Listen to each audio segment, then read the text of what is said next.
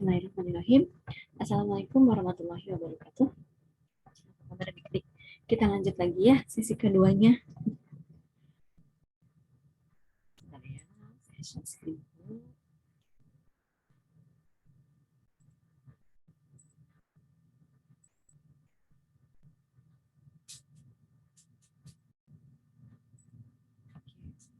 Berikutnya adalah komunikasi internal versus eksternal.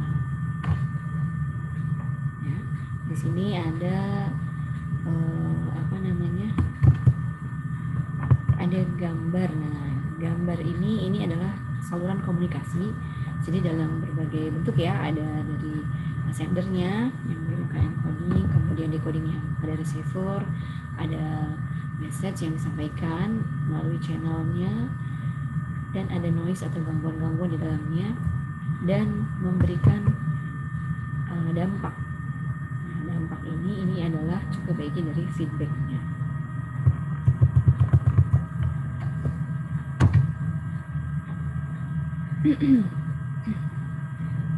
Komunikasi internal versus eksternal ini terkait dengan perbedaan antara komunikasi internal dan eksternal juga. Jadi ketika para anggota organisasi berkomunikasi satu sama lain, itu disebut sebagai komunikasi internal. Namun ketika ada komunikasi antara anggota organisasi dengan pihak luar, dikatakan demikian komunikasi eksternal berarti, kan pihak luar ya. Ini adalah dua jenis komunikasi yang dapat dilihat dari di dunia korporat. Dalam proses manajemen, komunikasi memainkan peran yang sangat penting, karena jika tidak ada komunikasi efektif, tidak ada hubungan atasan bawahan yang akan berkembang.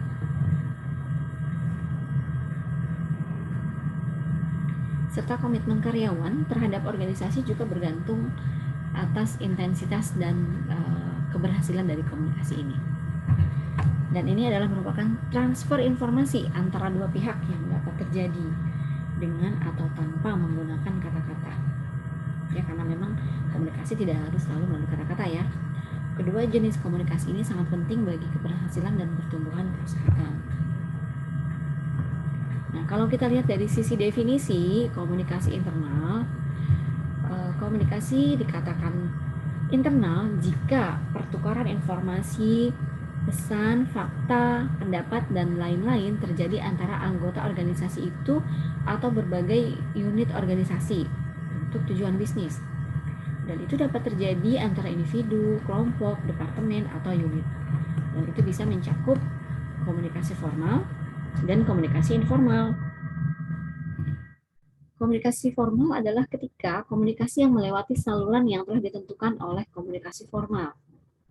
Sedangkan komunikasi informal adalah komunikasi yang mengalir ke segala arah dan yang muncul dari kebutuhan sosial dan pribadi. Adalah komunikasi informal. Share screen-nya sudah bisa terlihat ya? Sudah terlihat belum nih? Terlihat kan?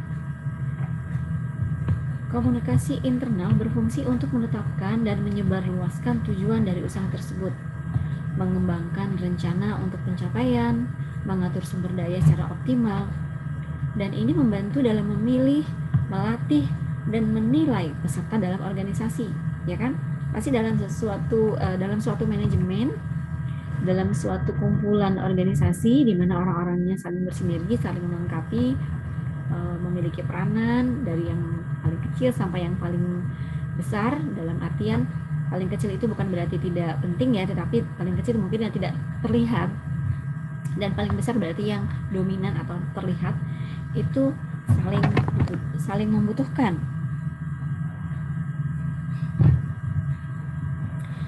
Dan ini adalah merupakan alat bisnis yang mengarahkan dan memotivasi karyawan untuk melakukan yang terbaik dalam pekerjaan. Nah, apa itu komunikasi tadi? Dan komunikasi internal ini juga contohnya adalah misalkan menggunakan memo, ya kan? Kalau di instansi mungkin ada disposisi, kemudian surat edaran, surat kabar, fax, aturan rapat, konferensi video, presentasi, agenda, seminar, dan masih banyak lagi ya media atau mode komunikasi.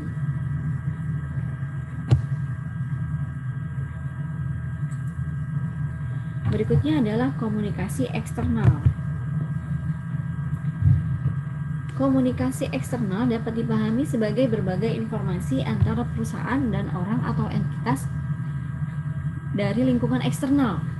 Jadi ini melibatkan pihak luar, yaitu misalkan pelanggan, pemasok, investor, klien, dealer, masyarakat, lembaga pemerintah juga, masyarakat umum. Secara umum, komunikasi eksternal formal dan sebagian besar didokumentasikan. Karena ini kan keterlibatannya keluar ya, dan biasanya kalau keluar itu pertanggungjawabannya pertanggungjawabannya lebih besar karena ini kan terkait dengan citra atau image dari perusahaan sehingga didokumentasikan. Komunikasi eksternal menentukan cara organisasi menghubungkan atau menyebarkan informasi kepada audiens eksternal dengan bisnis. Ini memiliki dampak besar pada pikiran para pemangku kepentingan karena pendapat mereka tentang perusahaan, merek, dan variannya sangat bergantung kepadanya. Karena tadi mengemban citra atau image dari perusahaan atau brandnya. Fokusnya adalah memfasilitasi kerjasama dengan kelompok-kelompok untuk membangun dan mempertahankan citra publik yang baik melalui hubungan. Misalkan iklan, bahan umpan balik pelanggan, layanan purna jual, panggilan layanan, siaran pers, undangan, surat edaran, manual daftar harga, laporan khusus, dan lain-lain. Itu adalah salah satu metode, ada beberapa contoh metode komunikasi eksternal. Masuk misalkan undangan apa tuh tadi ingat lalu kelewat. Pernah tidak kalian dapat undangan untuk menghadiri makan malam gitu, padahal sebenarnya itu kita diundang untuk presentasi sebuah produk dan akhirnya nanti di dalam pertemuan tersebut kita terdorong untuk melakukan transaksi gitu ya. Pernah tidak? Oke, berikutnya kita masuk ke perbandingan. Nah, ini perbandingannya. Ini ada tabel di sini, dasar untuk perbandingan. Kemudian dari dua sisi tadi ya, dari dua sudut, komunikasi internal dan eksternal. Nah, dasar untuk perbandingannya berarti dari sisi arti ya, maksudnya makna komunikasi internal menyiratkan komunikasi yang terjadi antara anggota organisasi karena intern. Sedangkan jenis komunikasi pada eksternal terjadi antara organisasi dan pihak eksternal organisasi dikenal sebagai komunikasi eksternal. Ya itu tadi karena keluar dari intern, dari internal organisasi, jadi melibatkan pihak lain yang ada di luar. Dari sisi bentuk, komunikasi internal ini ada dua bentuk, formal maupun informal. Sedangkan komunikasi eksternal ini sebagian besar adalah formal. Ya, karena itu tadi pertanggungjawabannya ya, pertanggungjawaban dan dari sisi kepastian. Termasuk contoh misalkan kerjasama. Kemudian objektif. Komunikasi internal ini objektif untuk mengirimkan informasi antar berbagai unit bisnis dan departemen, sedangkan eksternal ini objektifnya atau tujuannya ya untuk menjaga hubungan atau bertukar informasi dengan pihak luar. Kemudian kalau internal pesertanya ya namanya juga intern ya, berarti karyawan dan manajemen. Sedangkan eksternal pelanggan, pemegang saham, investor, klien, masyarakat umum, termasuk kreditor dan lain sebagainya. Dari sisi frekuensinya internal itu cukup tinggi karena kan intensitas pertemuan dan komunikasi itu terjalin dan terbentuk itu cukup tinggi, dinamikanya, kemudian kontinuitasnya ya kan. Sedangkan yang eksternal relatif rendah dan dari cara mengalirnya ini mengalir dalam organisasi, sedangkan dari sisi channel ya maksudnya ini, sedangkan untuk yang eksternal itu mengalir di lingkungan bisnis yang lebih luas.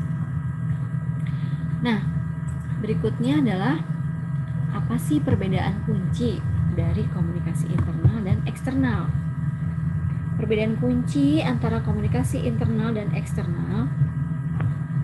Yang pertama, komunikasi internal mengacu pada komunikasi yang terjadi di antara para peserta dalam organisasi bisnis.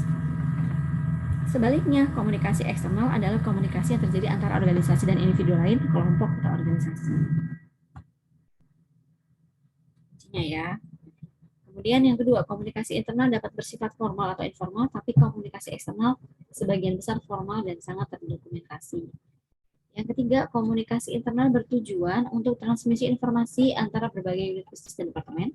Ini sebenarnya dari tabel tadi ya. Sebaliknya, komunikasi eksternal berfokus pada menjaga hubungan atau bertukar informasi dengan pihak di luar bisnis. Yang keempat, peserta komunikasi internal adalah karyawan dan manajemen perusahaan. Sebagai lawan dari ini, pihak dalam komunikasi eksternal termasuk pelanggan, pemegang saham, investor, klien, masyarakat umum, pemasok, kreditor, dan sebagainya. Yang kelima, baik komunikasi internal maupun eksternal bersifat teratur, tetapi frekuensi komunikasi internal relatif lebih tinggi daripada komunikasi eksternal. Yang keenam, komunikasi internal mengalir dalam organisasi, sedangkan komunikasi eksternal mengalir dalam lingkungan bisnis yang luas. Jadi, kita bisa ambil kesimpulan, komunikasi internal dan eksternal sangat penting bagi bisnis untuk fungsi yang efektif. Keduanya penting. Yang pertama, digunakan untuk membimbing, menginformasikan, dan memotivasi individu untuk bekerja secara efisien untuk keberhasilan tujuan dari organisasi. Dan yang terakhir, membantu dalam menghadirkan citra bisnis yang baik kepada publik. Ya kan, tujuan pada akhirnya sebuah keberhasilan yang dicapai dengan efektivitas komunikasi itu akan memiliki energi pendorong yang lebih besar untuk menumbuhkan organisasi yang berkelanjutan, yang semakin baik dan lebih besar. Oke, berikutnya adalah saluran komunikasi formal dan informal. Komunikasi formal merupakan sebuah komunikasi yang disetujui oleh organisasi dan berisi tentang kepentingan organisasi. Beberapa contoh komunikasi formal antara lain adalah rincian cara kerja di dalam organisasi. Kemudian seperti tadi job instruction ya. Kemudian aturan tentang produktivitas. Kemudian apalagi SOP, standar dalam pekerjaan. Sementara komunikasi informal adalah di luar dari komunikasi formal yang terjadi di antara anggota organisasi tersebut. Beberapa proses yang terjadi di dalam komunikasi sebenarnya cenderung berbeda antara komunikasi formal dan informal. Akan tetapi semua proses ini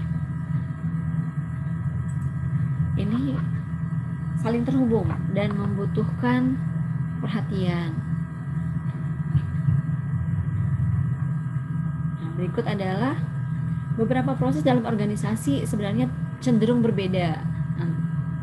Namun, bagaimanakah cara untuk menyiasati perbedaan ini sehingga menghasilkan komunikasi yang lebih efektif dan efisien? Nah, beberapa proses itu biasanya ya kita harus kenali dulu identifikasi. Nah, kalau mengidentifikasi sebelum mencapai keberhasilan itu kan identifikasi dulu persoalan yang dihadapi. Mengidentifikasi ini juga penting supaya kita bisa mengeliminate ya, bukan menghilangkan tapi mengurangi tingkat resiko yang terjadi. Setiap proses komunikasi tentu saja berawal dari suatu masalah. Akan tetapi perlu dipahami bahwa yang dimaksud masalah dalam hal ini tidak harus berarti sebuah kesenjangan antara kenyataan dengan nilai ideal. Jadi belum tentu juga mengenai gap. Akan tetapi bisa saja lebih luas dari itu. Misalnya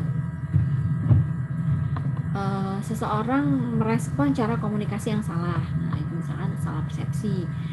Ketika misalkan diingatkan, dia langsung tersinggung lalu marah. Apakah sama hasilnya dengan karyawan ketika diingatkan dia mengoreksi dirinya dan memperbaiki dirinya? Nah, itu kan cara respon yang berbeda tetapi akan menciptakan energi dan semangat yang berbeda. Hasilnya berbeda. Ya kan? Padahal cara menyampaikannya sama gitu. Setiap proses komunikasi pasti diawali adanya masalah tertentu bagi sang komunikator, sehingga dia merasa perlu untuk merespon dengan melakukan satu upaya komunikasi. Contoh lain misalkan begini, misalkan dalam suatu organisasi itu terjadi kesalahan dalam pembelian, dan itu tidak bisa diretur. Sedangkan si karyawan tadi juga merasa berat hati kalau harus mengganti apa yang sudah dibeli tadi, ya kan. Karena dia merasa tidak membutuhkan barang sebanyak itu juga. Nah, kemudian si manajer tidak langsung meminta karyawan tersebut untuk mengganti rugi, atau si karyawan tadi bertanggung jawab, tidak langsung meminta si karyawan untuk bertanggung jawab membeli semua barang yang salah tadi, tapi dia mengalihkan penggunaan barang tersebut untuk hal-hal yang lain. Karena di perusahaan misalkan ada kegiatan CSR, maka kegiatan tersebut ternyata bisa dialihkan untuk mendukung kegiatan CSR, dan itu bisa lebih bermanfaat, dan pengalihan akun atau biayanya juga bisa lebih fleksibel. Itu contoh ya. Yang tadinya mungkin biasanya untuk CSR-nya apa, tapi tiba-tiba karena ada barang-barang ini dan barang-barang itu ternyata sangat bermanfaat bagi mereka yang membutuhkan, ya akhirnya jadi bermanfaat dan jadi sesuatu yang mungkin tadinya idenya tidak terpikir. Kemudian yang kedua, kedudukan komunikator. Setelah diawali oleh adanya masalah tertentu, maka proses sebelum komunikasi terjadi dalam organisasi berikutnya adalah memahami kedudukan seorang komunikator di dalam lingkungan organisasi. Biasanya proses ini berlangsung dengan sangat cepat dan cenderung spontan, jadi di bawah sadar. Komunikator termasuk dalam komunikasi organisasi biasanya akan langsung menyadari posisinya serta hubungan dengan masalah yang ia lihat. Dan oleh karenanya biasanya tanpa perlu menganalisa siapa dirinya, apa perannya, komunikator bisa langsung menyadari apa yang bisa dia lakukan untuk organisasi tersebut. Jadi dia tidak kalau ini kembali lagi memang kalau semakin tinggi rasa tanggung jawab, rasa memiliki, maka dia akan lebih peka ya untuk terlibat menyeluruh dalam menuntaskan setiap persoalan. Jadi tidak lepas tangan, itu bukan tanggung jawab saya, biarin aja gitu ya kan. Karena respon Anda menentukan siapa diri Anda. Kemudian berikutnya adalah menentukan tujuan. Setelah kedudukan seorang komunikator terpahami dengan baik, maka langkah berikutnya adalah menentukan bagaimana respon yang perlu ia lakukan, dan kemudian bagaimana caranya agar hal tersebut dicapai. Dengan kata lain, dalam proses ini komunikator akan menentukan tujuan komunikasi yang ingin dicapai. Tujuan komunikasi yang telah dirumuskan kemudian diwujudkan dalam bentuk sebuah pesan melalui proses encoding tertentu. Dengan demikian, gagasan abstrak yang ada di dalam pikirannya dapat diterjemahkan dalam satu bentuk yang dipahami oleh orang lain. Contoh misalkan tadi, karena idenya tadi akhirnya idenya mungkin dia punya ide untuk memberikan sesuatu yang berbeda pada kegiatan CSR perusahaan, tapi masih abstrak. Nah, ternyata kan setelah ada kejadian seperti itu, akhirnya ia dapat meluaskan ide yang lebih baik. Misalkan barang-barang tersebut diserahkan dan tinggal melengkapi saja apa yang dibutuhkan. Kemudian berikutnya adalah proses encoding. Nah, proses ini adalah sebuah proses pengkodean, yaitu proses yang terjadi untuk membuat gagasan abstrak yang terdapat di dalam pikiran komunikator diterjemahkan ke dalam bentuk lain yang bisa dikomunikasikan. Nah, ide-ide tadi disampaikan ya. Encoding biasanya mengikuti aturan tertentu sesuai dengan sistem pesan yang sama dimengerti oleh komunikator dan juga komunikan. Melakukan encoding dengan kodifikasi yang dipahami oleh komunikator sendiri tentunya tidak akan menghasilkan apa-apa, karena hanya dirinya sendiri yang paham pesan tersebut. Jadi ketika dalam proses ini komunikan juga harus bisa memahami jenis receivernya. Ya, jadi komunikator seperti apa sih?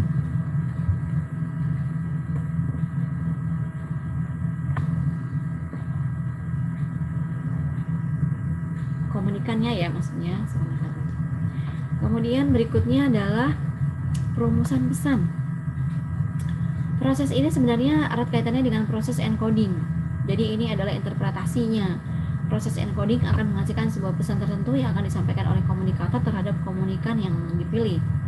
Pesan yang dibuat komunikator tentunya harus bisa dipahami oleh komunikan. Jangan sampai yang paham hanya pembawa pesan saja gitu, tidak, atau bahasanya terlalu rumit sehingga si audiensnya atau komunikannya bingung, tidak paham, tidak nyambung malah jadinya. Jadi tujuan yang diharapkan tercapai tidak tercapai.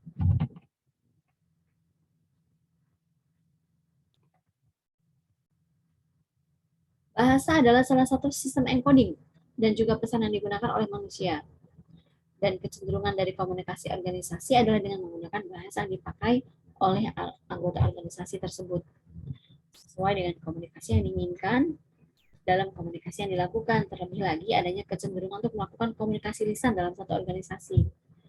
Jadi pergunakanlah bahasa Indonesia yang baik dan benar agar semua orang di organisasi paham ya. Kalau misalkan berbicara dengan organisasi kan ada beragam budaya, nah, jadi jangan bahasa sendiri begitu. Kecuali memang komunitas di organisasinya umumnya bahasanya sama. Berikutnya adalah penyampaian pesan. Langkah berikutnya tentu saja adalah melakukan penyampaian pesan dari komunikator terhadap komunikan yang menjadi sasaran.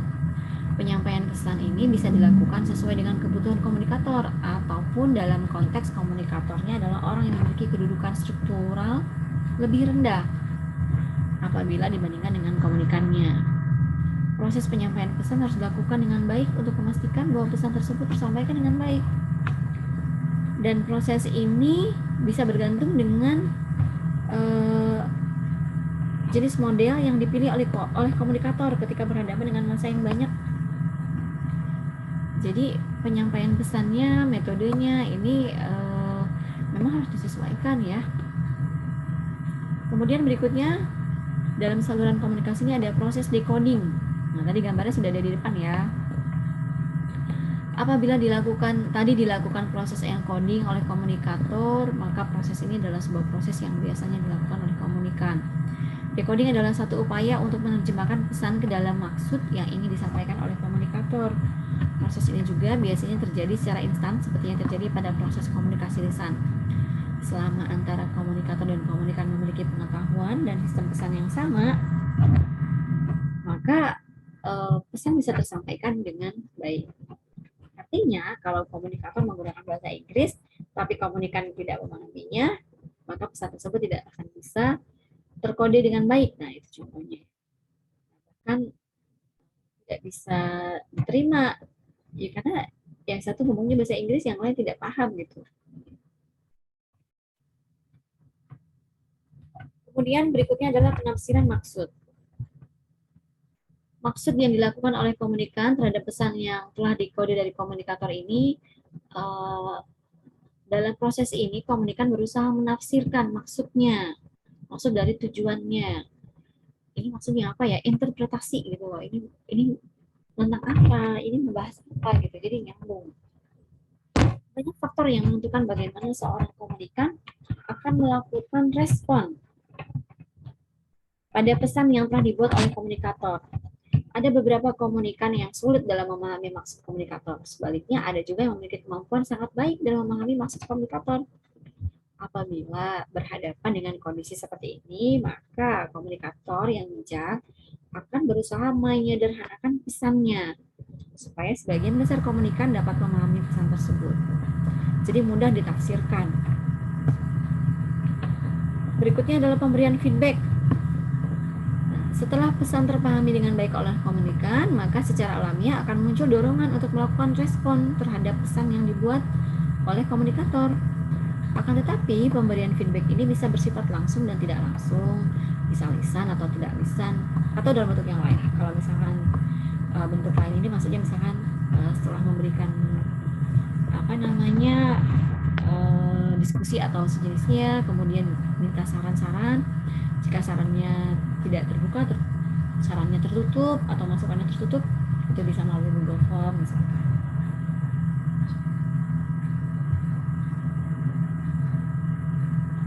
Kemudian berikutnya adalah pemilihan media. Media adalah sesuatu yang bisa digunakan untuk membawa pesan tersebut pada para pendengar. Dalam hal ini, berarti komunikasi organisasi ya, media bisa berupa pesan tertulis ataupun pesan lisan yang bisa disampaikan langsung oleh komunikator ataupun oleh orang lain yang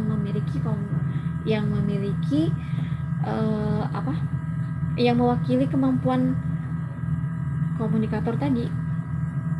Maksudnya gimana sih? Maksudnya adalah Jadi jika media yang disampaikan itu sesuai dengan komunikannya, ada komunikan yang dengan mudah bisa menangkap pesan jika menggunakan teknologi grafis, bahkan audio visual, pakai slide misalnya. Tapi ada juga komunikan yang justru pakai slide itu paham, dia lebih mudah memahami jika dijelaskan dengan alat bantu atau flip chart misalkan, seperti itu ya. Nah, saluran ini ya, sebentar.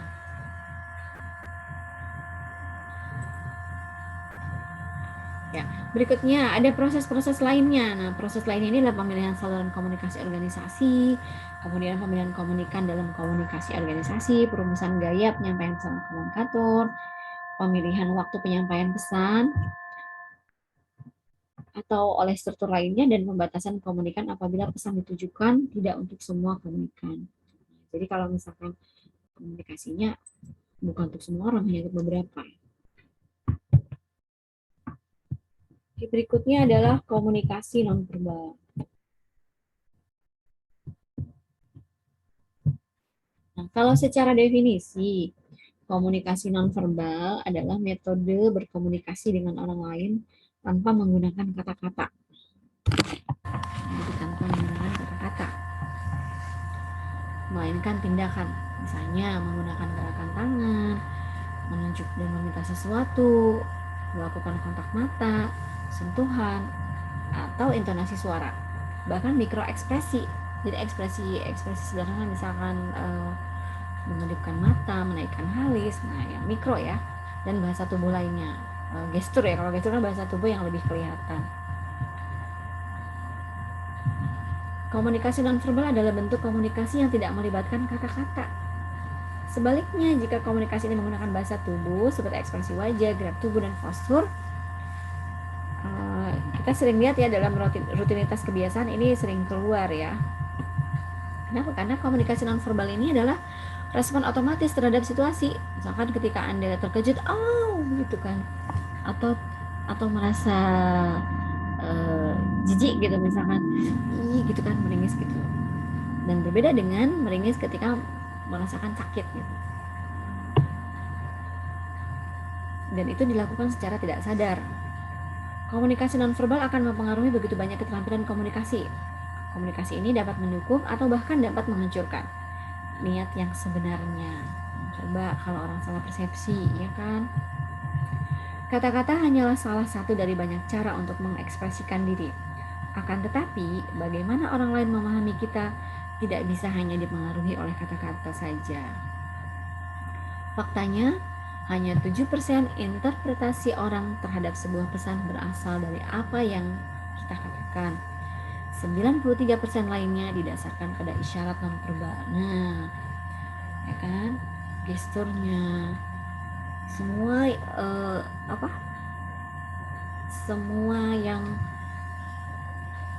melibatkan seluruh gerak kita.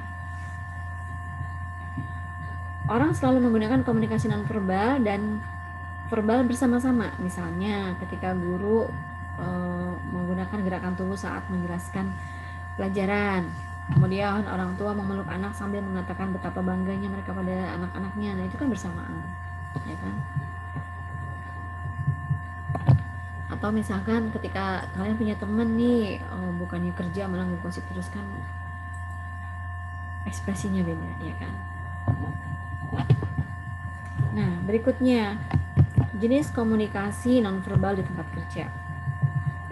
Untuk membantu memahami tindakan seseorang saat berkomunikasi dengan kita, berikut adalah jenis komunikasi nonverbal yang harus diketahui ya. Nah, biar tahu nih. Tatapan mata yang pertama. Tatapan mata adalah salah satu contoh komunikasi nonverbal yang sangat penting, sebab dapat menunjukkan emosi melalui sorot mata.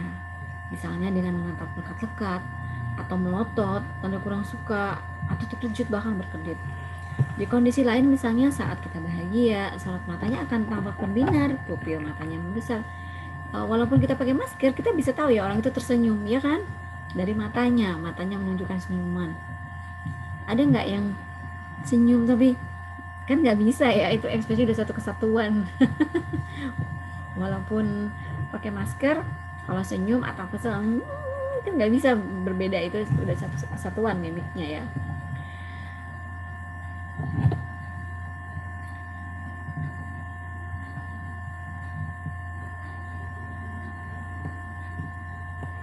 Tatapan mata juga bisa mengartikan bahwa kita itu sedang dihargai, ya kan, terutama pada saat berbicara.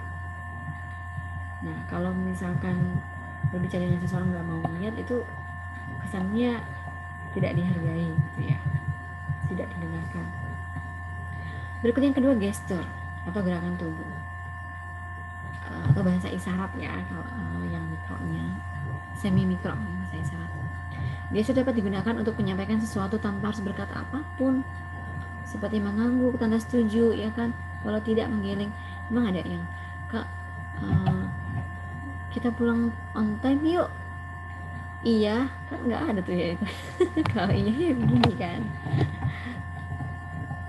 Gestur juga dapat menunjukkan emosi terhadap situasi tertentu, misalnya cara kita berdiri atau duduk, apakah kita duduk tegak saat menyampaikan ide kepada atasan misalkan. Ini menunjukkan bahwa kita percaya diri dan optimis dengan apa yang dibicarakan dan menguasai keadaan.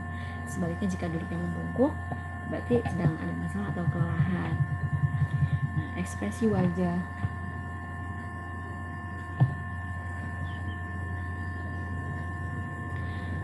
Saat berkomunikasi, kita cenderung melihat langsung ke wajah lawan, bukan? Ya enggak?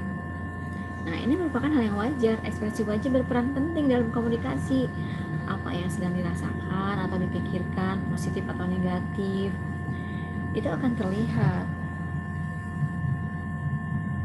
Berikutnya adalah intonasi. Nah, berbicara adalah bagian dari komunikasi verbal.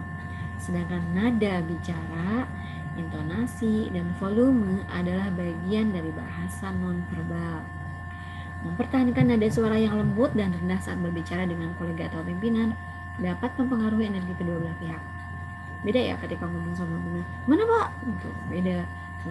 Nah, bagaimana pak? Itu kan beda.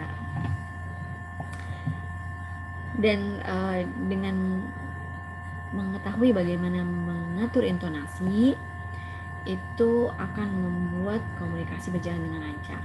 Contoh, misalkan kalau dari sisi budaya ya kan, ada budaya tertentu yang cara bicaranya ada apa? Emang apa sih gitu. Atau ada misalkan yang rumahnya jauh di gunung gitu. Maaf ya kalau rumahnya di gunung ya. Ini contoh. Iya itu di mana gitu kan. Nah, jaraknya deket banget gitu kan. Nah, oleh sebab itu harus belajar ya kan. Jadi bagaimana menyampaikan sesuatu dengan santun dan sesuai ya, karena intonasi ini akan sangat berpengaruh. Kemudian berikutnya sentuhan. Nah, sentuhan merupakan mikroekspresi dan bahasa tubuh yang bisa mengungkapkan keramahan atau simpati terhadap rekan kerja, teman, keluarga, atau orang yang berada di dekat Anda. Sedikit sentuhan di tangan atau tepukan di bahu menunjukkan kita sedang memberikan dukungan atau motivasi kepada teman ya. Kemudian berjabat tangan, genggamannya mantep gitu, nggak asal kan, ampun aslen banget nih salamannya, berarti dia nggak kurang apresiasi kepada saya gitu kan, kita bisa membacanya kayak gitu, berarti kurang peduli atau tidak mau tahu gitu, dan kurang respect, kurang simpati dan sebagainya. Kemudian proxemic. Istilah atau jenis bahasa nonverbal yang satu ini mungkin terdengar asing, jarang ya dengar ini ya, bagi sebagian orang memang ya. Proxemic mencakup jarak dan ruang. Saat melakukan percakapan, kita mungkin lebih suka berdiri atau dekat dengan seseorang agar bisa mendengar lebih jelas. Nah, proxemic pun dapat menentukan seberapa akrab dengan lawan bicara. Misalnya, ketika berbicara dengan rekan atau pada divisi yang sama dengan klien yang baru kita temui, ada divisi yang sama nih, kemudian ada rekan baru, kemudian ada klien baru juga. kita akan memberikan jarak yang berbeda tentunya, ya kan, ketika jarak dengan klien baru, dengan teman baru, dan dengan teman yang sudah dekat. Jadi namanya proximate. Kemudian gerakan tangan. Berhati-hatilah dengan gerakan tangan saat melakukan percakapan, karena posisi tangan dapat menunjukkan perasaan Anda. Misalnya ketika meletakkan tangan di dagu atau bersandar di atas meja, dapat menunjukkan tertarik dengan topik yang dibahas lawan bicara. Sebaliknya, saat menopang dagu dengan kedua tangan bisa menunjukkan bosan atau tidak tertarik. Apa sih ini gitu kan, ya kan? Dan mengenal 7 cara komunikasi nonverbal ini dapat membantu kita memahami lawan bicara, minimal bisa mengetahui hal-hal yang disampaikan melalui bahasa verbal. Seperti yang saya singgung sebelumnya, ketika misalkan kita bertemu seseorang atau bertamu pada seseorang, lalu dia mulai tadinya antusias gitu kan, condong ke depan, lalu tiba-tiba senderan, itu berarti sudah lelah, Anda sebaiknya pulang. Beda ya, senderan santai dengan senderan tidak nyaman. Berikutnya adalah fungsi komunikasi nonverbal. Nah, fungsinya apa sih ini? Yang pertama adalah reinforcement, penekanan.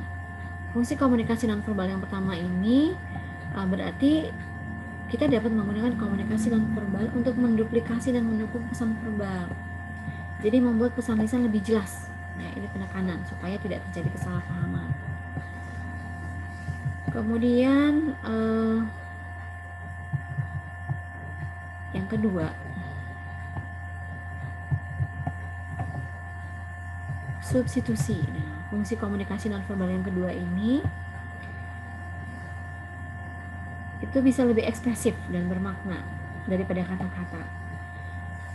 Dalam banyak kasus, komunikasi nonverbal ini lebih mudah untuk dilakukan dan dipahami. Beberapa substitusi paling umum yang kita gunakan adalah melambaikan tangan atau ketika misalkan ngomong halo, selamat pagi, hai gitu kan. Nah, ini substitusi ya.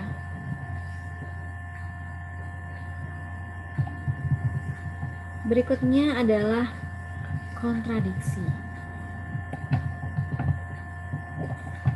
Fungsi komunikasi yang ketiga ini adalah dua sisi mata uang yang sama, tapi mereka terkadang mengirim pesan yang berlawanan. Nah, seperti dua mata pisau ya. Disinilah fungsi kontradiksi masuk. Ini dapat menghasilkan pesan campuran. Beberapa pesan campuran dapat membingungkan dan tak jarang menimbulkan kesalahpahaman hingga menyakiti seseorang. Yang lain menggunakan isyarat verbal dan nonverbal yang bertentangan untuk menghina. Contoh klasiknya adalah sarkasme. Ya, tahu ya sarkasme? Orang sarkastik pandai mengatakan kebalikan dari apa yang mereka pikirkan dengan kata-kata yang bertentangan dan peribahasa. Kontradiksi juga bisa terjadi tanpa disadari.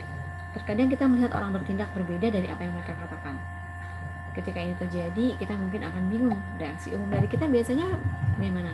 Ketika bingung, katanya tidak merokok, tapi melihat ada rokok nganggur dan tidak ada orang, langsung contoh ya.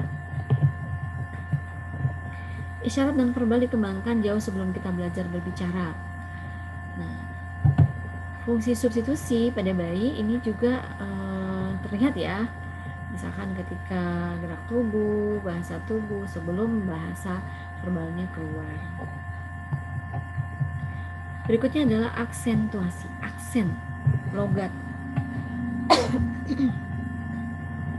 Fungsi komunikasi nonverbal yang keempat ini adalah seperti peningkatan dari fungsi reinforcement.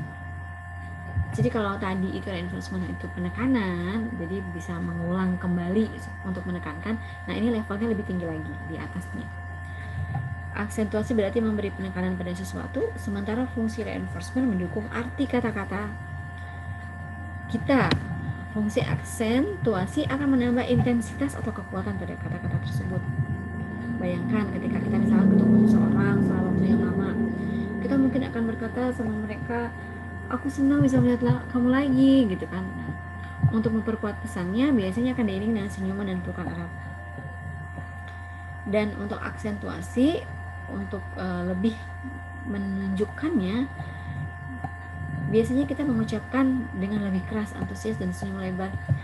Aku senang banget bisa lihat kamu lagi, gitu kan. Nah, itu contoh aksen ya, aksentasi.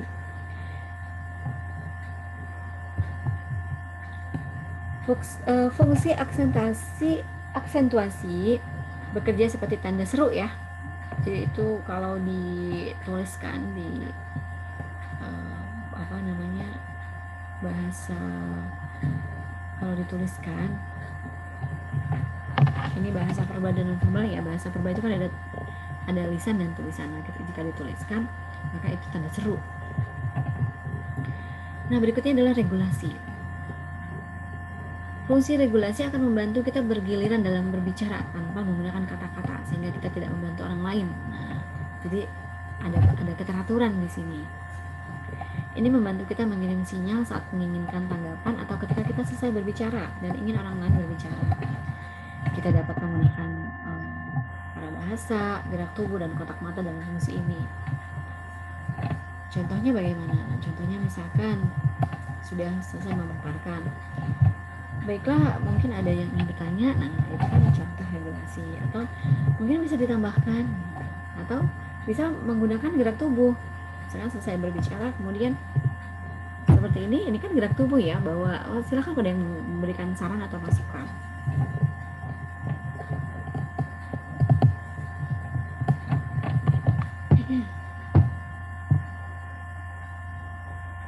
Nah, berikutnya adalah peran komunikasi kolaboratif dalam organisasi bisnis. Komunikasi bisnis yang efektif adalah seni membagikan informasi secara positif dan bermanfaat. Nah, itu ya, intinya itu ya, komunikasi bisnis itu komunikasi bisnis yang efektif itu adalah seni membagikan informasi secara positif dan bermanfaat. Kita harus dapat mengenali apakah sebuah informasi sedang kita sampaikan kepada staf, rekan kerja, atau pelanggan, atau klien. Jadi kita harus bisa membedakan cara penyampaiannya pada setiap situasi dan cara menyampaikan informasi, mana yang informasi yang baik-baiknya dan mana informasi yang buruk atau negatif, atau mungkin menyampaikan resiko-resikonya. Nah, penguasaan komunikasi bisnis seringkali diabaikan. Kebanyakan orang berpendapat selama masih bisa menulis email atau bercakap-cakap sudah dianggap cukup mampu berkomunikasi. Ya memang benar, tapi bukan berarti komunikasi tadi sudah efektif, ya kan? Karena kadang ketika disampaikan secara tertulis dan secara lisan itu ada perbedaan makna.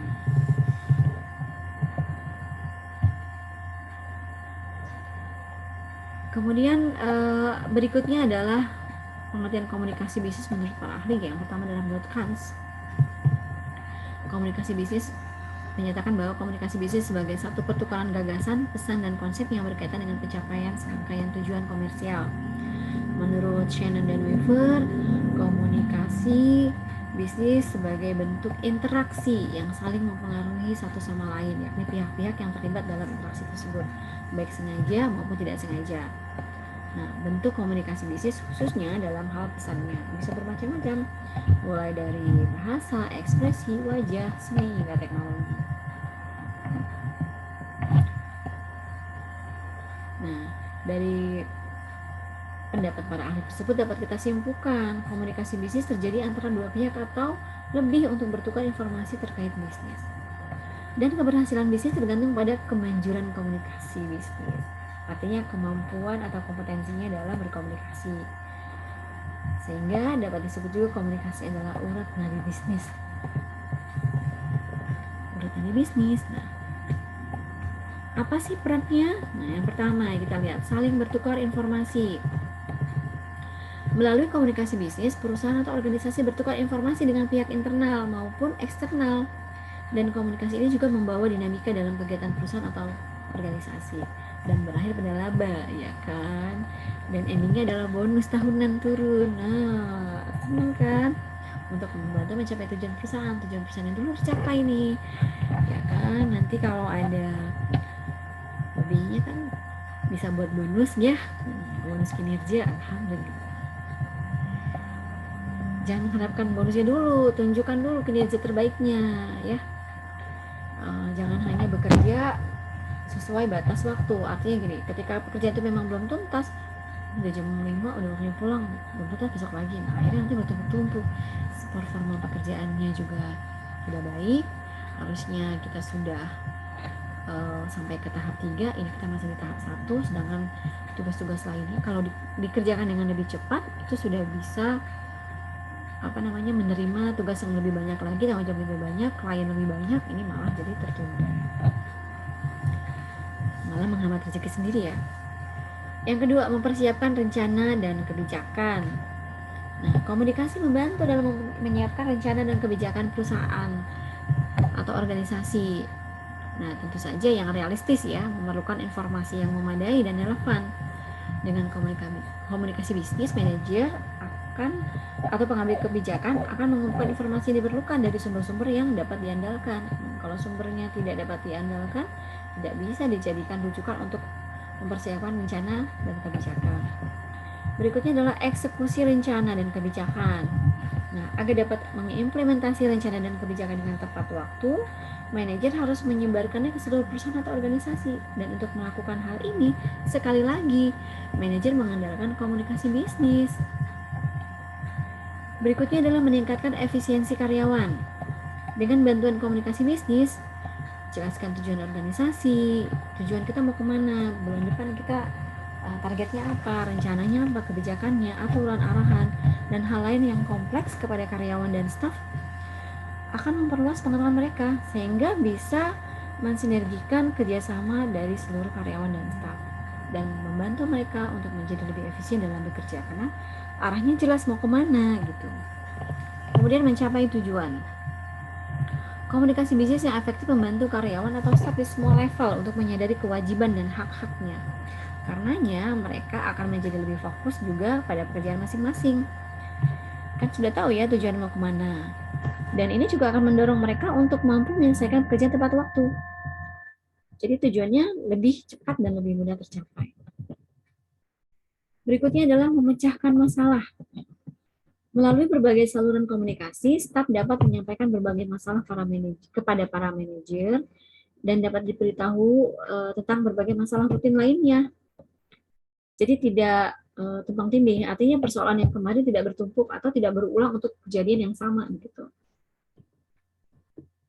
Dan ini terkait dengan efektivitas, efisiensi, dan waktu dari organisasi.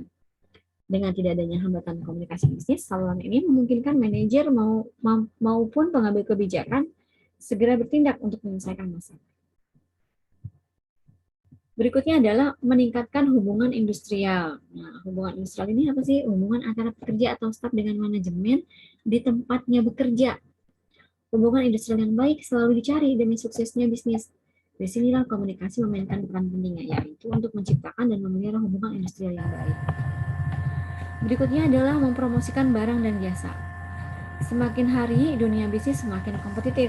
Karena itu, perusahaan atau organisasi yang mampu mengomunikasikan produk barang jasa dengan baik kepada pelanggan atau klien dapat menguasai pasar. Ya kan? Ya. Bagaimana kita bisa mendapatkan perhatian kalau kita tidak mau berkomunikasi, tidak mau bersuara.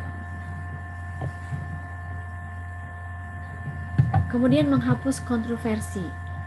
Komunikasi bisnis yang efektif memungkinkan kelancaran arus informasi di antara berbagai pihak yang terlibat dalam negosiasi maupun transaksi. Dengan begitu, segala konflik, kontroversi, dan ketidaksepakatan dapat ditekan atau diselesaikan dengan lebih mudah. Karena komunikasi ya, jadi kalau salah paham bisa langsung cepat teratasi. Jika salah sambung, bisa cepat juga diluruskan. Berikutnya adalah meningkatkan kepuasan karyawan. Jika komunikasi dua arah antara pekerja atau staf dengan manajemen dan sebaliknya juga berjalan dengan lancar, pengaruhnya adalah tumbuhnya saling pengertian di antara kedua belah pihak. Nah, kondisi ini akan meningkatkan kepuasan karyawan atau staf organisasi, lingkungan yang nyaman dan kondusif, sehingga turnover karyawan bisa ditekan. karena mereka merasa punya teman, nggak sendirian, ya kan, punya teamwork yang bagus, solidaritas yang tinggi.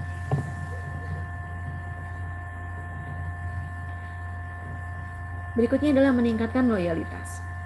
Komunikasi bisnis yang efektif membantu para manajer untuk melihat sendiri kinerja bawahan mereka. Dalam situasi seperti ini, bawahan akan berusaha menunjukkan kinerja yang baik. Kemudian, jika manajemen memuji kinerja mereka, langkah ini juga akan meningkatkan loyalitas karyawan atau staff, ya kan? Nah, bisa dibayangkan ya betapa krusialnya peran komunikasi bisnis dalam perusahaan atau organisasi. Komunikasi yang baik akan membuat semua sumber daya yang ada di organisasi dapat bersinergi. Dan keterampilan untuk berkomunikasi ini dapat dipelajari dan harus terus diasah, baik dari pengalaman maupun dengan mengikuti berbagai latihan, jadi mengasah keterampilannya ya dalam berkomunikasi. Saya ikut public speaking sudah beberapa event ya, maksudnya sudah mengikuti pelatihan public speaking ini dengan beberapa provider. Ada yang 2 hari, ada yang 1 hari. Ya memang ini harus terlatih ya, harus dilatih. Bukan ilmu yang hanya bisa dipelajari tanpa latihan. Oke, berikutnya. Tujuan dari komunikasi dalam bisnis. Secara umum ada 3 tujuan komunikasi bisnis, yaitu memberi informasi. Pertama ya, kita sambil bahas aja yang pertama. Memberi informasi atau informing. Tujuan pertama dalam komunikasi bisnis adalah memberikan informasi yang berkaitan dengan dunia bisnis kepada pihak lain. Sebagai contoh, seorang pimpinan satu perusahaan membutuhkan beberapa pegawai baru untuk staf administrasi di kantor cabang yang ada. Nah, untuk memperoleh pegawai yang diharapkan, ia dapat memasang iklan lowongan kerja melalui surat kabar, majalah, radio, dan sebagainya. Nah, masing-masing media informasi tersebut tentu saja mempunyai kelebihan dan kekurangan satu sama lain. Jadi tergantung manajer untuk memilih media mana yang dipilih, ya kan? Kalau misalkan memilih medianya radio atau dari internet langsung disebarluaskan. Nah, ini ada plus minusnya masing-masing. Kita tidak panjang lebar ya.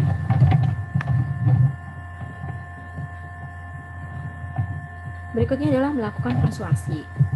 Tujuan kedua dari sebuah komunikasi bisnis adalah melakukan persuasi atau pendekatan kepada pihak lain agar apa yang disampaikan dapat dipahami oleh audiens. Jadi kalau audiensnya paham dengan baik dan benar, maka komunikasinya bisa berjalan dengan lancar, impact-nya juga tercapai. Nah, dan hal ini penting terutama jika berkaitan dengan negosiasi antara seseorang dengan orang lain dalam bisnis. Untuk dapat memperoleh hasil yang optimal, maka kita harus perlu memahami proses komunikasi win-win solution. Apa sih win-win solution? Artinya kita tidak hanya mementingkan tercapainya tujuan kita, tetapi juga peka dan memperhatikan apa juga yang terbaik bagi orang lain tersebut atau bagi kolega atau klien kita tersebut. Jadi bukan hanya yang terbaik, yang penting tujuan aku tercapai. Apa dia dapat? Aku dapat 5 poin misalnya, 5 poin benefitnya, tapi dia cuma dapat 2. Nah, itu kan ada gap ya kan. Harus win-win solution. Jadi solusi yang sama-sama sama-sama menguntungkan untuk kedua belah pihak. Itu ya inti dari negosiasi ya. Kemudian berikutnya adalah melakukan kolaborasi, collaborating dengan audiens. Nah, tujuan ketiga ini antara seseorang dan orang lain ya. Melalui jalinan komunikasi bisnis, seseorang dapat dengan mudah melakukan kerjasama, baik perusahaan domestik maupun asing. Nah, kalau sudah berkolaborasi, berarti kan sudah bertumbuh ya kan? Nah, supaya bertumbuh, bagaimana menjalin komunikasinya? Nah, menjalin komunikasinya adalah satu, menjaga kepercayaan dulu, menjaga komitmen. Kemudian, apalagi mampu berkomunikasi dengan baik. Jadi ketika misalkan mampu menyamakan persepsi terutama, ya jangan sampai ya tadi tidak didapatkan win-win solution, hanya satu pihak saja yang mendapatkan keuntungan lebih banyak ya, sedangkan pihak lain hanya keuntungan beberapa saja.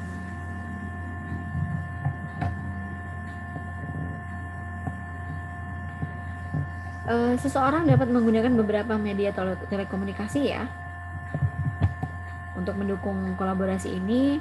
Jadi tidak harus selalu bertemu ya kan, bisa pakai Google Meet, Zoom ya kalau Skype ya. Kemudian bisa juga intensitasnya melalui email atau WA atau telekonferensi lainnya dengan metode-metode telekonferensi lainnya. Berikutnya adalah hambatan komunikasi yang terjadi dalam bisnis ini sebelumnya kita sudah bahas soal hambatan ya. Nah, kali ini hambatan yang diulas itu terkait dengan komunikasi bisnis komunikasi dalam organisasi. Kesalahpahaman dalam berkomunikasi. Nah, biasanya nih yang pertama, masalah dalam mengembangkan pesan. Sumber masalah potensial dalam mengembangkan satu pesan adalah dalam memformulasikan. Artinya bagaimana menyampaikan itu dengan baik, benar, tepat. Jadi yang tadi itu loh 7C tadi ya. Clarity, concise. Masalah dalam mengembangkan satu pesan dapat mencakup antara lain munculnya keraguan-raguan tentang isi pesan, kurang terbiasa dengan situasi yang ada atau masih asing dengan audiens. Nah, adanya pertentangan emosional atau kesulitan dalam mengekspresikan ide atau gagasan. Nah, ini akhirnya mandek ya kan? Dia nggak bisa menyampaikan dengan baik. Akhirnya miss, mau ngomong apa, ya jadinya apa. Yang kedua, masalah dalam menyampaikan pesan. Nah, kalau tadi dalam mengembangkan pesan, yang sekarang dalam penyampaiannya. Komunikasi dapat juga terganggu karena munculnya masalah dalam mendapatkan pesan dari pengirim ke penerima. Masalah dalam penyampaian pesan yang paling jelas adalah faktor fisik. Misalnya saat menggunakan sound system terdapat sambungan kabel yang kurang baik. Nah, kalau dari hambatan kemarin ini ada di teknis ya. Pada saat semantik ya, hambatan semantik. Kemudian misalnya kualitas suara sound systemnya kresek-kresek gitu kan, jadi kurang terdengar ya kan, atau terganggu, jadi fokusnya kesana kemari audiensnya, atau misalkan audiensnya dalam pertemuan terhalang oleh tiang. Nah, misalnya kalau kita di meeting room itu kan ada meeting room yang luas gitu ya, yang luas seperti ballroom atau mungkin semi ballroom, tapi ada juga yang dapat ruang meeting yang banyak tiangnya ya. Nah, itu terhalang tiang, wah itu sudah beda lagi juga ya, itu jadi penghalang juga.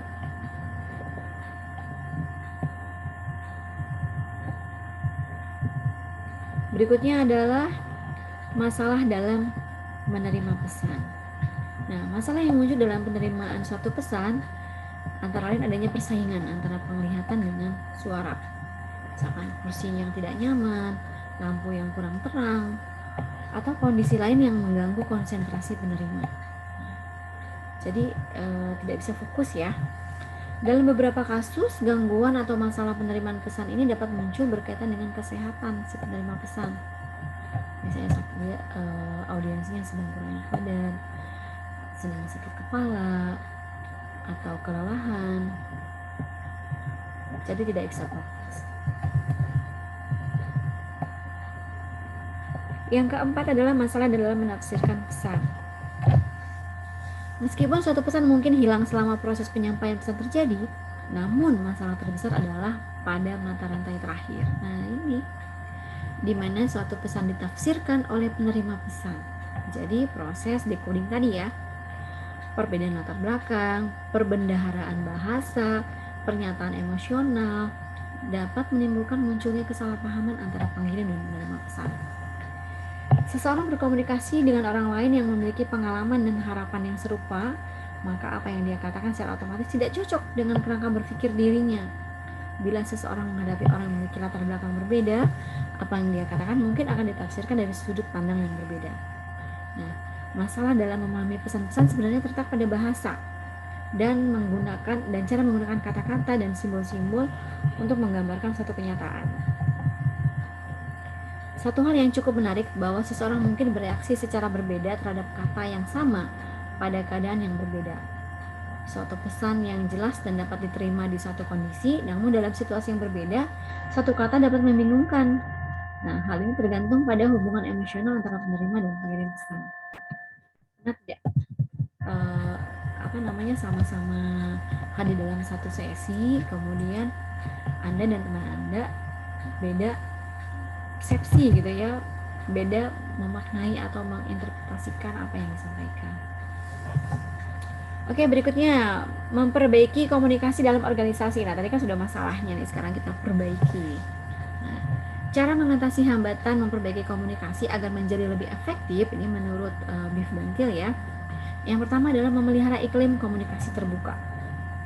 Iklim komunikasi merupakan campuran dari nilai, tradisi, kebiasaan, dan komunikasi terbuka akan mendorong keterus-terangan, kejujuran untuk mempermudah umpan balik. Ya kan, kalau misalkan sudah terbuka, feedback yang disampaikan juga diterima dengan terbuka, lapang dada, maka keduanya akan bisa memperbaiki komunikasi dengan lebih baik. Kemudian yang kedua adalah bertekad memegang teguh etika berkomunikasi. Jadi saling menghargai, saling sopan, dan mengutarakan semuanya juga dengan cara yang sopan. Yang ketiga, memahami kesulitan komunikasi antar budaya. Nah, terkait dengan perkembangan teknologi dan informasi, ini menyebabkan terjadinya interaksi antar budaya, baik lingkup regional, nasional, maupun internasional. Berikutnya adalah menggunakan pendekatan berkomunikasi yang berpusat pada penerima. Nah, kalau yang berpusat pada penerima ini berarti tetap mengingat penerima ketika sedang berkomunikasi. Jadi ketika kita sedang berkomunikasi, ingat ini mas, audiensnya itu adalah petani. Nah, jadi cara bahasa yang digunakan jangan terlalu tinggi, sederhana dan disesuaikan, gitu ya. Kemudian yang kelima, menggunakan teknologi secara bijaksana dan bertanggung jawab untuk memperoleh dan membagi informasi. Nah, teknologi ini dapat dipergunakan untuk menyusun, merevisi, mendistribusikan pesan. Ya, contohnya seperti misalkan menggunakan slide atau mungkin via WA group. Nah, tetapi digunakan dengan bertanggung jawab dan bijaksana untuk mendorong terciptanya komunikasi efektif. Artinya jangan pernah dengar WA email blasting, jadi kirim email kemana-mana akhirnya jadi spam. Nah, itu juga ya, jadi harus digunakan dengan bijaksana dan bertanggung jawab. Kemudian WA ke semua orang, saya lupa istilahnya tuh di bawah itu optimalisasi WA, blasting WA begitu ya, kemana-mana akhirnya diblokir gitu sama orang atau sama temannya, kadang iklan dulu gitu.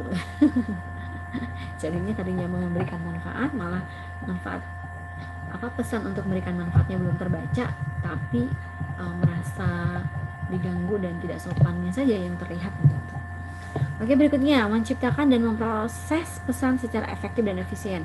Hal ini dapat dilakukan dengan cara memahami penerima pesan. Jadi kita tahu dulu nih receivernya seperti apa, audiensnya seperti apa. Kemudian menyesuaikan pesan dengan penerimanya, mengurangi jumlah pesan, jangan terlalu sering, intensitasnya, dan disesuaikan. Kemudian memilih saluran atau media yang tepat, apakah maunya langsung via WA saja berupa chat, atau mungkin mau dijelaskan lewat telepon, atau mungkin mau dijelaskan langsung face to face. Dan berikutnya adalah meningkatkan keterampilan berkomunikasi. Sering melatih ini, jam terbang, kemudian ikut pelatihan-pelatihannya ya. Nah, berikutnya adalah teknologi baru dalam tingkat komunikasi tradisional. Nah, terkait dengan teknologi sekarang,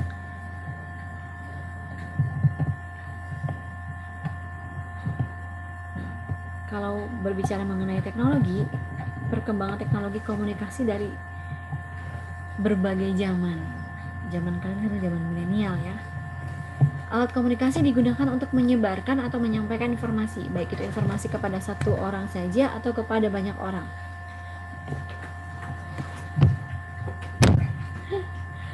Beberapa dari mereka tidak hanya berfungsi untuk menyampaikan pesan, namun juga menghasilkan informasi. Nah, yang pertama apa sih? Nah, yang pertama lihat dari jenis alat komunikasi tradisionalnya, ya.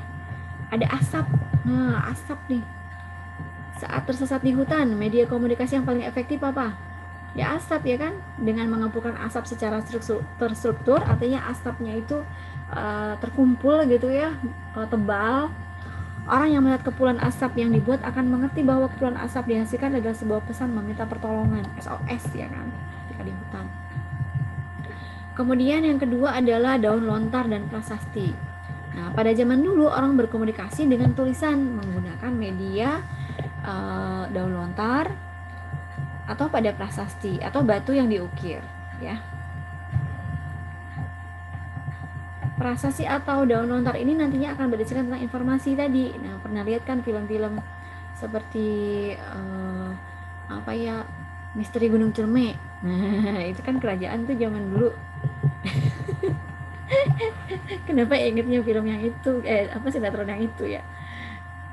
Kemudian Raden Kian Santang, nah itu kan pakai daun lontar, batu prasasti atau batu yang diukir, ya kan, untuk pesan-pesannya ya. Kemudian lonceng dan kentongan, nah ini juga termasuk komunikasi tradisional. Alat ini dapat mengeluarkan suara, dan kalau kentongan nih sampai saat ini masih dipergunakan ya. Kalau lonceng kan tidak ya, hanya tertentu saja. Kalau kentongan masih digunakan misalkan di pos ronda untuk membangunkan sahur juga. Kemudian di sekolah misalkan jam istirahat atau waktunya masuk. Kemudian merpati pos. Jadi mengirimkan surat bukan sama Pak Pos tapi sama burung merpati. Nah, ini adalah alat komunikasi zaman dulu. Kalau kita lihat di film-film ya kan, bagaimana zaman dulu itu komunikasi surat menyuratnya dikirimkan melalui burung. Kemudian telepon kaleng. Telepon kaleng adalah alat tradisional yang sering dipraktikkan di sekolah karena pembuatannya mudah. Jarak komunikasi dengan telepon kaleng ini tidak terlalu jauh, hanya 5-10 meter. Pernah nggak pakai telepon kaleng praktik di sekolah? Namun sudah cukup untuk komunikasi dari satu tingkat ke tingkat 2 pada sebuah bangunan. Syarat yang harus terpenuhi adalah benangnya harus keadaan tegang dan lurus. Jadi kalau misalkan mau komunikasi pakai kaleng, ya benangnya itu harus tegak, ya kan? Jadi nggak boleh benangnya itu gubet, apalagi benangnya itu terjuntai ke bawah. Jadi harus straight. Pernah nyobain nggak? Berikutnya adalah surat. Nah, siapa di sini yang masih suka kirim-kirim surat? Apalagi surat sama di kelas atau teman sekelas. Kemudian telegraf merupakan alat komunikasi yang menggunakan peralatan listrik untuk mengirimkan dan menerima sinyal sesuai kode dalam bentuk pulsa listrik. Ini terdiri dari kabel lembaga ya, yang terdapat di dalamnya berfungsi mengirimkan sinyal jarak jauh. Kalau lihat film Eropa jadul-jadul itu pakai telegraf ya. Kemudian surat kabar, dulu banyak sekali ya, ada lapak-lapak surat kabar, sekarang sudah e-newsletter. Sudah elektronik newsletternya juga. Jarang ya, kalau nyari-nyari koran juga ada susah sekarang ya kan. Ada tapi jarang.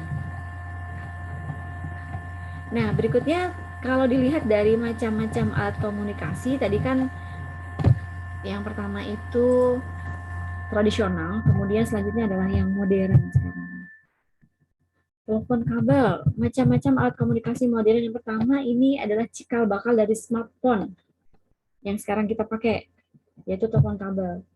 Jadi kita kan biasa telepon di kantor atau telepon rumah, itu yang dipakai ya kan, cikal bakalnya telepon kabel dulu. Pager, nah pernah nggak ngalamin kalian pager, pesan teks? Kita telepon ke operator lalu menyampaikan pesan teks untuk apa sih namanya, kode pesawat apa gitu, misalkan kode pesawatnya jadi seperti PIN ya, tapi ini harus ditelepon dulu gitu ke operator, nanti masuk tuh pager. Jadi alatnya mungkin sedikit persis kayak telapak tangan, sedikit ya, agak lebih kecil lagi, seperti token internet banking. Ada yang punya nggak token internet banking? Kalau yang punya internet banking, biasanya jualan online atau bisnis punya ya, kurang lebih seperti itu pager. Persis, bukan sama ya, persis bentuknya saja, tapi ukurannya saja bukan, tapi bentuknya berbeda. Kemudian telepon genggam. Telepon genggam ini adalah tingkatan yang lebih tinggi dari telepon kabel. Nah, dan ini sekarang disebut dengan smartphone, ya nggak? Ada yang masih punya Nokia nggak? Nah, saya masih ada tuh telepon yang bisa dibagi dua gitu, kemudian namanya apa ya, berat juga, bisa dibuka teleponnya, kemudian saya bisa ngetik di situ, jadi dia kok fungsinya seperti komputer zaman dulu gitu, jadi saya bisa pakai juga, dan itu dulu termasuk yang canggih dulu. Tapi setelah itu transisi langsung ke smartphone, nah ya sudah tidak canggih lagi, cepet banget. Tapi nggak apa-apa, pengalaman pernah punya gitu ya, jadi kalau diceritakan itu jadi tahu. Nah, kalau smartphone ini kan fiturnya lebih banyak ya kan, bisa video call, layarnya bisa touchscreen ya kan. Kalau handphone yang jadul kan tidak bisa ya, masih tombol-tombolnya itu timbul. Kalau touchscreen kan tombol-tombolnya itu apa sih namanya, artificial, tidak tampak ya, ada di layar. Berikutnya adalah radio. Radio merupakan alat komunikasi yang sangat penting, apalagi zaman dulu ya, zaman sekarang juga masih, dan menggunakan informasinya ini menggunakan suara dan sinyal. Dari mana? Gelombang elektromagnetik. Walaupun alat komunikasi saat ini semakin canggih, tapi radio tetap eksis ya. Tetap ya. Kemudian televisi. Nah, ini televisi kita akan beralih ya dari televisi analog ke televisi apa tuh namanya? Jadi nanti semuanya serba digital ya, televisi digital. Sayang juga sebenarnya ketika tidak ada jaringan tidak bisa nonton televisi. Semoga tidak dieliminasi sama sekali ya. Sayang. Kemudian komputer. Nah, komputer juga merupakan macam-macam alat komunikasi modern. Dulu komputernya besar sekali, sebesar lemari baju ya kan, lemari baju yang besar ya, bukan lemari baju yang kecil-kecil. Kemudian makin lama semakin kecil semakin mahal.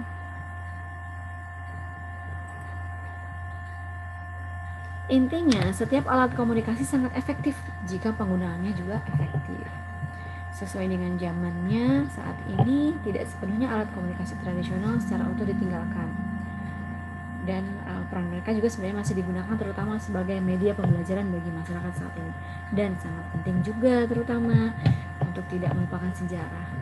Siapa kita, walaupun sudah semakin maju, kita tetap harus ingat kita ini siapa, asal dari mana. Oke, baik.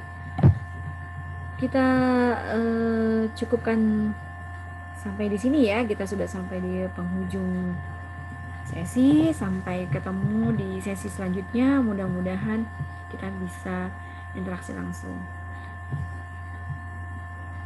Oke, sampai ketemu di sesi berikutnya. Kita tutup dengan doa menurut keyakinan masing-masing. Untuk yang muslim doa bersama saya, kita baca doa kafarat majlis ya. Alhamdulillahirabbil alamin, subhanakallahumma wa bihamdika asyhadu an la ilaha illa anta astaghfiruka wa atubu ilaik. Selamat belajar, selamat menyimak. Assalamualaikum warahmatullahi wabarakatuh.